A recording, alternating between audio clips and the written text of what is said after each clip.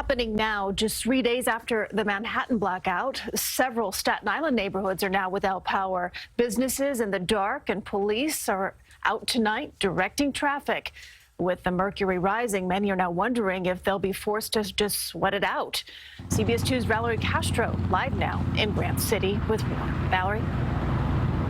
Christine, the power has been sporadic in this neighborhood, and behind me tonight you can see this traffic light here at Highland Boulevard and Lincoln Avenue is still out after Con Edison says a substation caught fire. Right now, Con Ed says 2,000 customers are still without power, and some may not get it back until after 2 in the morning.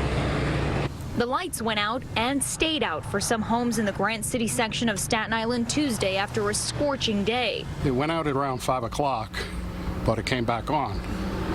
Went on and off a couple of times, then it went completely out. We found Frank O'Connor cooling off on his front stoop. How hot is it again inside? Inside temperature right now is 86 degrees. How are you dealing with that? It's hot. My father's 90 years old. Yeah, it's tough. Nearby in the neighborhood, the party was over at this Party City store. As the sign on the door read, we are currently experiencing a power outage. Same went for this Papa John's, as electricity was sporadic along Highland Boulevard. The NYPD had to keep things moving at this intersection at Lincoln Avenue, where there were no working traffic lights. Initial reports from Con Edison estimated more than 2,000 people without power. Workers appeared to focus their efforts on this nearby substation along South Railroad Avenue. Some residents say their power didn't stay out for long, but with more extreme heat expected, they're wondering if they're prepared. Now that you mentioned, maybe I should. To be honest, I don't know what to do. It's hot. I'm actually going to the hotel.